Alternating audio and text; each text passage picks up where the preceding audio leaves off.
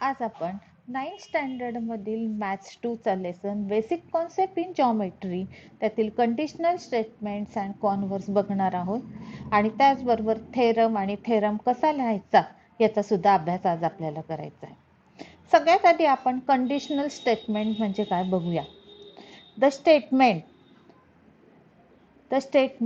which can be written in the form of if then form is called as conditional statement. म्हणजे जे statement if then form मध्ये लिहिलेलं असतं त्या स्टेटमेंटला conditional statement असं म्हणतात.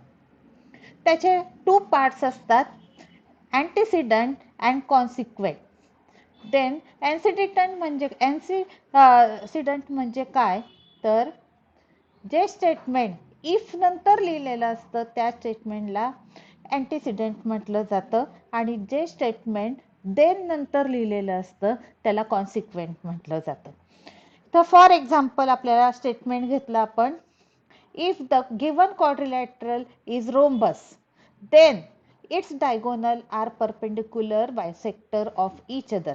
या स्टेटमेंटमध्ये इफ नंतरचं statement the given quadrilateral is rhombus हे अँटीसिडंट आहे आणि देन नंतरचं statement its diagonals are perpendicular bisector of each other हे कॉन्सिक्वेंट आहे. सो कुठल्याही इफ देन स्टेटमेंटचे 2 पार्ट असतात, इफ नंतरचं स्टेटमेंट आणि देन नंतरचं स्टेटमेंट. आता कुठलंही स्टेटमेंट त्याचा आपल्याला कॉन्व्हर्स लिहिता येतो. आता कॉन्व्हर्स म्हणजे काय, तर if antecedent and consequent in the given conditional statement are interchanged, the resulting statement is called as converse of the given statement.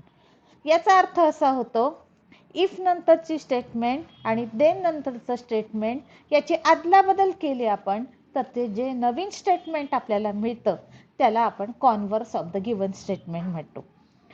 For example आपण हे एक्झाम्पल बघूया. If the given quadrilateral is rhombus हे antecedent आहे आणि it's diagonals are perpendicular bisector of each other हे consequent आहे. आता यांची अदलाबदल केल्यानंतर आपल्याला जे नवीन स्टेटमेंट मिळतंय ते असं आहे, if the diagonals of the quadrilateral are perpendicular bisector of each other then it is rhombus. म्हणजे वरच्या स्टेटमेंटच्या अँटीसिडंट आणि कॉन्सिक्वेंटची अदलाबदल केली असता जे स्टेटमेंट आपल्याला मिळतं त्याला कॉन्व्हर्स ऑफ द स्टेटमेंट असं म्हटलं जातं.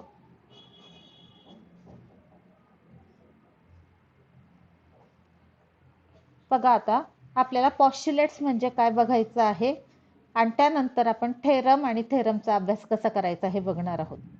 आता statement which are accepted by all and called as postulates म्हणजे असे स्टेटमेंट जे खरे मानले गेलेले आहेत अशा स्टेटमेंटला आपण पॉस्ट्युलेट्स म्हणतो.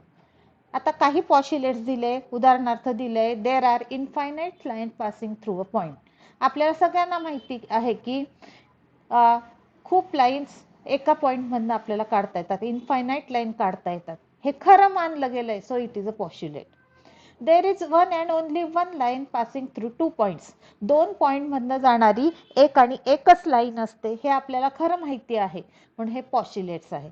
असे काही युक्लिडने दिलेले पॉस्ट्युलेट्स आपण त्याचा अभ्यास करू शकतो. A circle of a given radius can be drawn taking any point as its centre.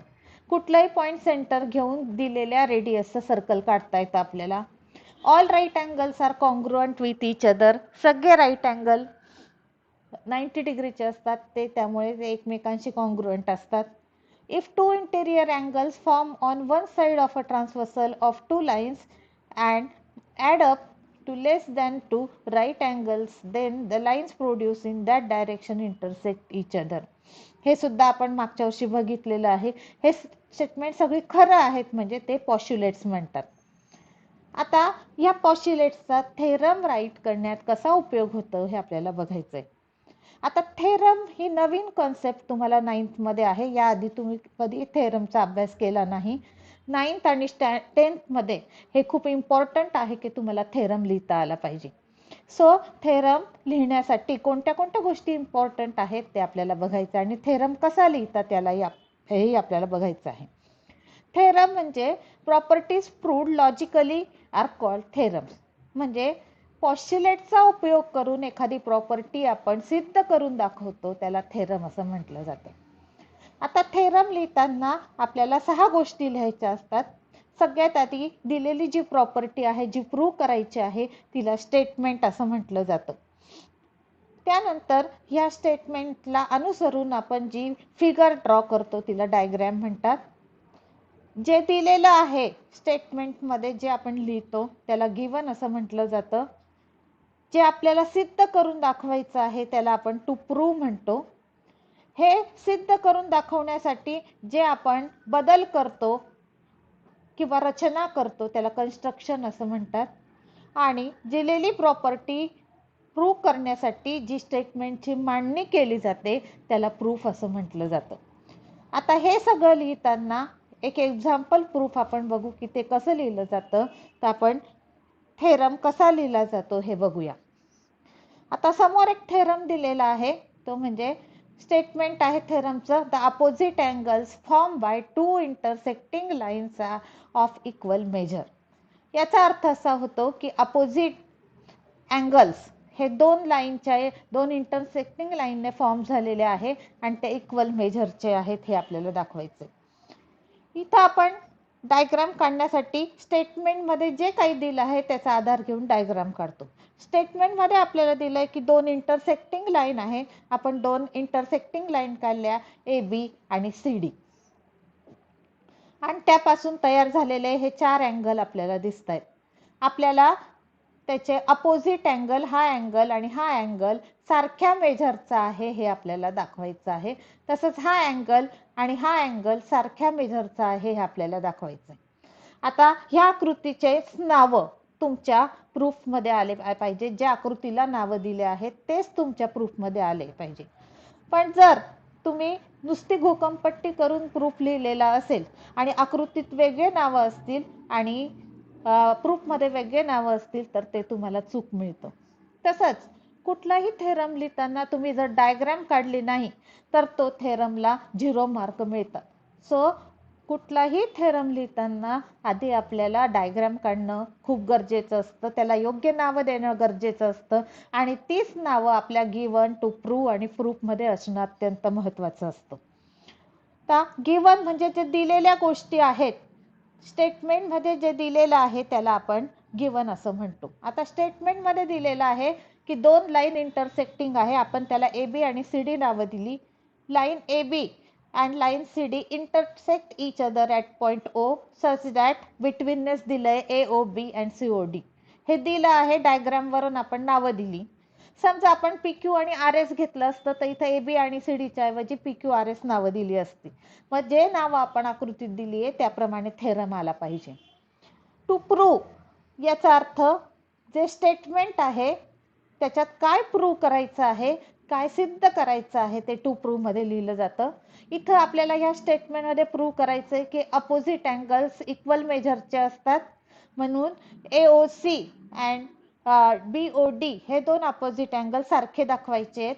त्याचप्रमाणे BOC आणि अँगल AOD हे सुद्धा सारखे दाखवायचे आहेत. सो टू प्रूव्ह मध्ये जे सिद्ध करायचं ते लिहिलं आपण. आता प्रूफ. आता इथं आपण कन्स्ट्रक्शन लिहिलेलं नाही कारण इथं गरज नाही आपल्याला कन्स्ट्रक्शनची. सगळ्याच थेरमला कन्स्ट्रक्शन लागतं असं नाही. जिथं गरज आहे तिथंच कन्स्ट्रक्शन करायचं. आता प्रूफ लिहिताना आपण पॉस्च्युलेटचा वापर करत असतो. म्हणजे जे आपल्याला आधी माहित आहे त्याचा वापर करून आपण प्रूफ लिहितो. आता यामध्ये आपल्याला आधी माहित आहे की जे लिनियर पेअर मधील अँगल असतात त्याचं मेजरमेंट 180 डिग्री असतं. तर ह्या पॉस्च्युलेटचा वापर करून इथं आपण आता हे थेरम सिद्ध करणार आहोत. आता इथं आपल्याला दिसतंय फिगर मध्ये अँगल AOC आणि BOC हे लिनियर पेअर आहे आणि त्यांची बेरीज 180 डिग्री असते. हे आपण आधीच शिकलो आहोत. म्हणून आपण लिहिलं अँगल AOC अधिक BOC इक्वल टू 180 डिग्री. तसंच अँगल BOC आणि BOD हे सुद्धा लिनियर पेअर मधील अँगल आहेत. त्यांची बेरीज 180 असते. हे आधीच माहिती आहे. आपण याला सेकंड स्टेटमेंट नाव दिलं.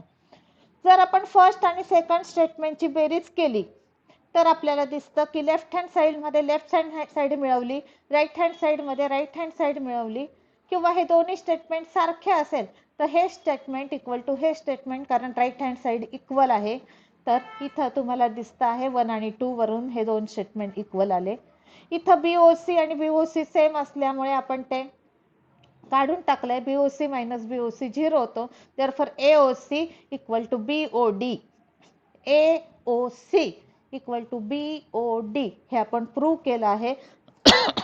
आणि आपल्या प्रूफमध्ये सुद्धा प्रूफमध्ये हेच प्रूव्ह करायचं होतं. त्याचप्रमाणे आपण बीओसी आणि एओडी सुद्धा प्रूव्ह करू शकतो.